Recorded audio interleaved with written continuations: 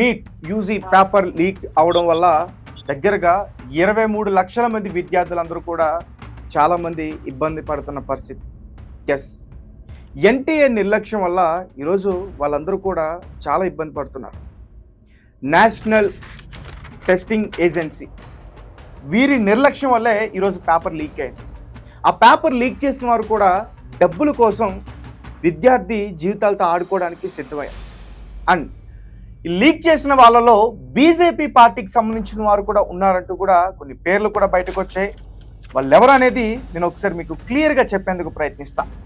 రాజస్థాన్ దగ్గర నుంచి మంగి లాల్ బివాల్, అలాగే వికాస్ బివాల్, దినేష్ బివాల్. అసలు వీళ్ళ పేర్లు బయటికి ఎందుకు వచ్చాయి అనుకుంటే, వీళ్ళ ఫ్యామిలీలోనే 5గురు ఒకేసారి నీట్ పాస్ అయ్యారు. అంటే నీట్ ఎగ్జామ్ని పాస్ అవడం అంత సులభం కాదు. కొన్ని లాంగ్ టర్మ్లో కూడా కోచింగ్ తీసుకుని చాలామంది విద్యార్థులు నీట్ ఎగ్జామ్ని రాస్తారు. అట్లాంటిది మంచి మార్కులతో వీళ్ళందరూ కూడా పాస్ అవడంతో రాజస్థాన్ ఎస్ఓజీ పోలీసులకి అనుమానం వచ్చింది. ఎస్ఓజీ అంటే స్పెషల్ ఆపరేషన్ గ్రూప్స్. ఇప్పుడు ఈ నీట్ కోసం వాళ్ళే దర్యాప్తు చేస్తూ ఉన్నారు. ఆల్రెడీ 5గురిని పట్టుకున్నారు. వేరే ప్రాంతాల్లో కూడా ఇంకొక డజన్ మంది, అంటే 6 నుంచి 12 వరకు కూడా ఇంకా పట్టుకునే ప్రయత్నాలు చేస్తూ ఉన్నారు. ఈ పేపర్ లీక్ విస్తరణ దగ్గరగా నార్త్ నుంచి సౌత్ వరకు కూడా వచ్చింది. ఇక నార్త్ చూసుకుంటే రాజస్థాన్, మహారాష్ట్ర, హర్యానా, ఆంధ్రప్రదేశ్, ఇటు కర్ణాటక. మన సౌత్ వచ్చి ఆంధ్రప్రదేశ్ అలాగే కర్ణాటక, ఇక్కడ వరకు కూడా విస్తరించింది. ఇది ఎట్లా అంటే ఒక పీడిఎఫ్ రూపంలో దీన్ని పంపించారు. దానికి ఒక పాస్ కోడ్ని కూడా పెట్టారు. సో ఒక పర్సన్ దాన్ని 10 లక్షలకి కొనుగోలు చేసి తర్వాత వేరే పర్సన్స్కి సెట్స్ వైజ్ ఈ పీడిఎఫ్ రూపంలో 15 లక్షల వరకు, 20 లక్షలు ఆ రూపంలో అమ్మే ప్రయత్నం చేశారు. సో దాంతో ఈ పేపర్ లీక్ అయింది. సో అందరూ ఏమనుకున్నారంటే, చాలా కష్టపడి ఎగ్జామ్ రాసో ఈరోజు మనకి మంచి ర్యాంక్ రాబోతుంది, ఈసారి మనం ఏదైతే అనుకున్నామో మన లక్ష్యాలకి చేరుకుంటామని చెప్పి చాలామంది విద్యార్థులు కూడా అలాగే భావించారు. కానీ ఎగ్జామ్ రాసిన వారం రోజుల తర్వాత ఇదేదైతే పేపర్ లీకేజ్ న్యూస్ వచ్చిందో దీని తర్వాత చాలామంది కూడా డిప్రెషన్లోకి వెళ్ళిపోయారు. సో దీనికి సంబంధించి చాలామంది బాధితులు ఉన్నారు. ఒక్కరో ఇద్దరు కాదు, దేశవ్యాప్తంగా 23 లక్షల మంది. సో మనతో పాటు మాట్లాడడానికి ప్రస్తుతం ఒక బాధితుల తల్లిగారు మనతో పాటు ఉన్నారు. వాళ్ళ అమ్మాయి ఎప్పటి నుంచో కూడా లాంగ్ టర్మ్లో ఆమె కోచింగ్ తీసుకుని రాసింది. ఈసారి మంచి మార్క్స్ వస్తాయని చెప్పేసి వాళ్ళందరూ కూడా ఎక్స్పెక్ట్ చేశారు. కానీ అంతలోపే పేపర్ లీక్ న్యూస్ వెనకనే వారందరూ కూడా కొంచెం ఇబ్బంది పడ్డారు. రైట్, మనతో పాటు మాట్లాడడానికి రాజమండ్రి నుంచి పార్వతి గారు లైన్లో ఉన్నారు. సరే మాట్లాడదాం. మేడం నమస్తే. సో మీ అమ్మాయి గారు రీసెంట్గా నీట్ ఎగ్జామ్ రాశారు. సో పేపర్ లీక్ అయింది. సో దీనిపైన మీరు ఏ రకంగా స్పందిస్తారు మేడం? దీనిపైన మాకైతే చాలా బాధగా ఉందండి. ఓకే, ఎందుకంటే మా పిల్లలు కష్టపడి అంతలా చదివి అంతలా ఎగ్జామ్కి వెళ్ళారు, ఎగ్జామ్ రాశారు. మరి ఈ ఎన్టీఏ ఏం చేస్తుందండి, పిల్లల దగ్గర అంత స్ట్రిక్ట్ గా ఉంటారు. గేట్ దగ్గర కూడా పేరెంట్స్ నిలబడినారు. మార్నింగ్ 11 గంటలకు తీసుకెళ్తాం, మరి ఈవినింగ్ 5 వరకు ఎండలో అలా నిలబడి ఉంటాం. ఏ టైంలో పిల్లలకి ఏది అవసరం పడుతుందో ఒక్కొక్కరు ఒక్కొక్కటి అడుగుతుంటారు అక్కడికి వెళ్ళాక కూడా. అలాంటప్పుడు మేము అంతలా ఎదురు చూస్తూ ఉంటాం. పిల్లల విషయంలోనే గవర్నమెంట్ అంత స్ట్రిక్ట్ గా ఉన్నప్పుడు పేపర్ విషయంలో ఎలా ఉండాలండి? అంత నిర్లక్ష్యంగా ఎలా ఉన్నారు? మరి అంత నిర్లక్ష్యం గవర్నమెంట్ వల్లనే కదా అయిందండి, ఎన్టీఏ వల్లే కదా అయింది. అంటే అలాగా పిల్లల జీవితాలతో ఆడుకుంటారు వాళ్ళు. పిల్లలు ఆ చదువుకి వయసుకి తగ్గ చదువు కూడా కాదు, అంత కష్టపడి అంత అలా చదువుతున్నారంటే ఎంబీబీఎస్ సీటీ కోసం పిల్లలు. అలాంటప్పుడు మధ్య తరగతికి సీట్లు ఇవ్వరు అని అన్నప్పుడు మేము ఆ చదువులకి ఆడుకోవడం, ఆ చదువులు కూడా చదివించలేము, మాకు తగిలి చదివిస్తాం. అంతేగాని అందరికీ సమానం. కానీ ఇప్పుడు డబ్బులున్న వాళ్ళు సీట్లు అందిస్తున్నారు. మాలంటే ఏమవుతారండి? పిల్లలు వాళ్ళ పేరెంట్స్ ఏమవుతారు? కష్టపడి చదివించుకుంటాం. ఎందుకని ఒక స్థాయిలో ఉంటారు. మన పిల్లలు కూడా అందరితో సమానంగా ఉండాలి అని అనుకుంటాం. డబ్బున్న వాడికి ఒక లెక్క, డబ్బు లేని వాడికి ఒక లెక్క అనేది ఎన్టీఏ చేసే పనులు. అలా తెలియదండి. అక్కడ ఎంత సెక్యూరిటీ ఉంటది, ఎంత ఇదిగా ఉంటది. వాళ్ళ నిర్లక్ష్యం వల్లే కదండి ఆ పేపర్ బయటకు వచ్చింది. ఈ రోజు అంటే వాళ్ళు పేపర్ ని లీక్ చేయగలిగారంటే ఖచ్చితంగా ఎన్టీఆర్ నిర్లక్ష్యమే. వాళ్ళ అశ్రద్ధ చేయడం వల్లే ఈ రోజు ఆ పేపర్ లీక్ అయిపోయింది.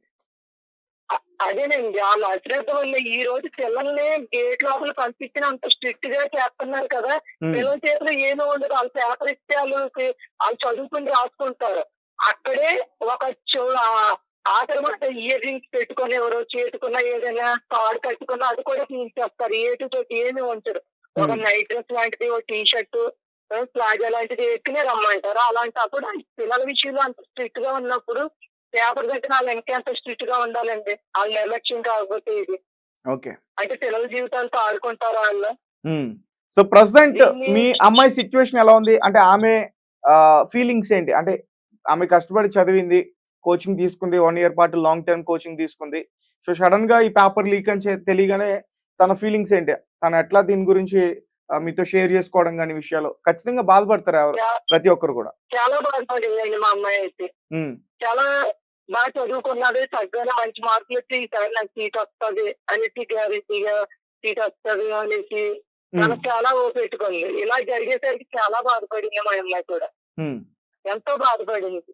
అలాగే మీ అమ్మాయితో పాటు మీ అమ్మాయి స్నేహితులు కూడా వాళ్ళు కూడా ఎంతో బాధపడ్డారండి. ఏడ్చారు కూడా పిల్లలందరూ. ఇదేంటి ఎంత కష్టపడి చదువుకుంటే ఇలాగయింది, మాకు ఇలా జరిగింది ఏంటి అనేసి చాలా బాధపడ్డారు. ఓకే. సో అంటే మరి కొంతమంది ఇలా అవ్వడం కూడా మంచిదే అని చెప్తున్నారు. ఎందుకంటే ఈ పేపర్ లీక్ అవడం వల్ల ఇది కనుక బయటకు పడకపోతే ఎంతో కష్టపడి చదువుకున్న వీళ్ళందరూ కూడా ఇబ్బంది పడేవారా? లైక్ ఎలా అంటే వారు ఎంతో కష్టం చేసి చదువుకుని ఉంటారు కొన్ని రోజుల నుంచి. కానీ కొంతమంది ఏంటంటే చదువుకోకుండా పేపర్ లీక్ అయింది దాన్ని పట్టుకుని వచ్చి అందులో ఉన్న క్వశ్చన్స్ తెలిసిపోతాయి కదా ఏమొస్తాయి అనేది చూసి రాసేస్తారు. అంటే ఇక్కడ కష్టంతో చదువుకున్న వారు ఏ కష్టంతో కూడా చదువుకునే వాళ్ళు అందరూ కూడా ఒకేసారి పాస్ అవుతారు. సో ఇట్లా లీక్ అవడం మంచిదే, బయట పెట్టడం కూడా మంచిదే అని చెప్తున్నారు. దీనిపైన మీరేం చెప్తారు? అది కరెక్టే అండి. బయట పెట్టడం వల్ల కూడా కరెక్టే. ఎందుకంటే నాలాంటి పనులు ఎంతో మంది ఉంటారు. వాళ్ళ పిల్లలు చదువుకునే ఉంటారు. ఇప్పుడు మాకు అలాగే ఏం తెలియదు. నా పిల్ల కష్టం మీద వెళ్ళి రాసింది చదువుకుని. అలాగే ఎంతో మంది తల్లులు చదివించుకుంటారు, పిల్లల్ని రాయించుకుంటారండి. ఇలా కొనుక్కున్న వాళ్ళ కాకుండా ఈ రోజుని ఇది తెలియకపోతే వాళ్ళ సీట్లు వస్తాయి. ఇలా చదువుకుని ఉన్న పిల్లలు వెనకబడిపోయి ఉంటారు ఎప్పటికీ. ఇలా అలాగే ఉంటారు. ఈ సంవత్సరం కాలేదంటే నెక్స్ట్ ఇయర్ చూసుకుందాం అని అనుకుంటారు పిల్లలు.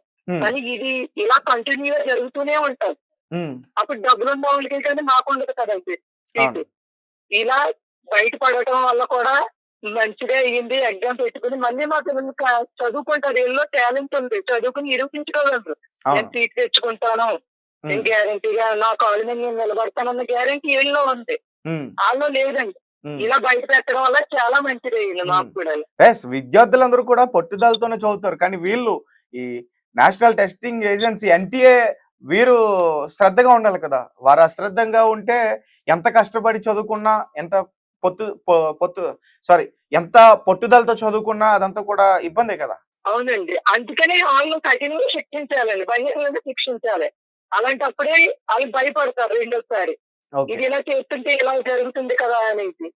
వాళ్ళేమో దాచించి వాళ్ళని బయట పెట్టకుండా కామర్స్ చేసేసి ఉంచుతుంటే ఎక్కడ అవుతుందండి, ఇయర్ అవుతుంది, మళ్ళీ నెక్స్ట్ ఇయర్ ఏదో జరుగుతుంది, మళ్ళీ ఆ నెక్స్ట్ ఇయర్ మళ్ళీ ఇదే మొదలవుతుందండి. అందుకని గట్టిగా తీసుకుని కఠినంగా శిక్షించాలి. Right, thank you. Right guys, చూసారు కదా.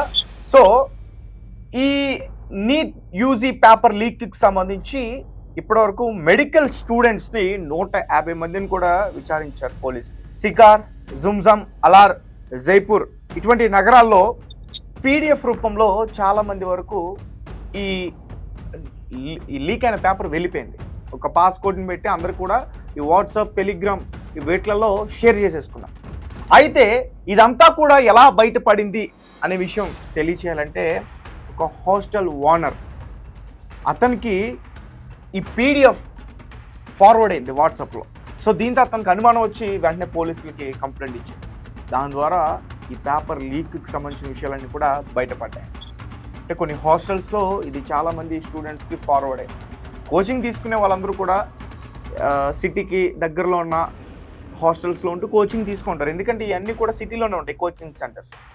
సో అలా ఈ హాస్టల్స్లో ఈ PDF మొత్తం కూడా సర్క్యులేట్ అవ్వడం, అది అతని వరకు వెళ్ళడం, దాని తర్వాత అతను దానిపైన సీరియస్గా తీసుకుని వెంటనే పోలీసులకి కంప్లైంట్ ఇచ్చాడు. సో చాలామంది ఉన్నారు. హర్యానా నుంచి యష్ యాదవ్ హర్యానా రాష్ట్రం నుంచి, అలాగే మహారాష్ట్ర నుంచి శుభం కర్నర్, సో వీళ్ళందరూ కూడా ఎడ్యుకేటెడ్ పర్సన్సే, కానీ చదువుకున్న మూర్ఖులు అని చెప్పాలి వీళ్ళందరూ కూడా. సో ఈ నీచ్ కమెంట్ కుత్తేగాలకి ఖచ్చితంగా కఠినంగా శిక్ష పడాలంటూ ఇప్పుడు నాతో ఒక తల్లి మాట్లాడింది. అలాగే ఇంకా చాలామంది కూడా మాట్లాడడానికి ప్రయత్నిస్తూ ఉన్నారు. వాళ్ళందరూ కూడా వీళ్ళందరికీ కఠినంగా శిక్ష పడాలి. అలాగే ఎన్టీఏని కూడా కొంచెం శ్రద్ధగా ఉండేటట్టు ప్రభుత్వం కేర్ తీసుకోవాలంటూ కూడా చెప్తా ఉన్న పరిస్థితి. అలాగే వీరందరికీ సంబంధించి మొబైల్స్, ల్యాప్టాప్స్ ఇవన్నీ కూడా సీజ్ చేయడం అయితే జరిగింది. సో ఇంకా మన తెలుగు రాష్ట్రాల్లో కూడా రాజస్థాన్కి సంబంధించిన ఎస్ఓజీ పోలీసెస్ ఇంకా వారి గాలింపు చర్యలు చేపట్టనున్నారు. ఎందుకంటే ఇంకా చాలామంది ఉన్నారు. ఇది చెప్పాను కదా, ఈ విస్తరణ చాలా వరకు కూడా పాకేసింది. ఇందులో మెడికల్ స్టూడెంట్స్ ఉన్నారు, కొంతమంది డాక్టర్స్ ఉన్నారు, అలాగే కొన్ని కౌన్సిలింగ్ ఈ కన్సల్టెంట్ ఏదైతే సెంటర్స్ ఉంటే అవి ఉన్నాయి, అలాగే కోచింగ్ సెంటర్స్ ఉన్నాయి, ఇవన్నీ కూడా ఉన్నాయి. వారందరూ కూడా ఇప్పుడు ఖచ్చితంగా బయటపడతారు.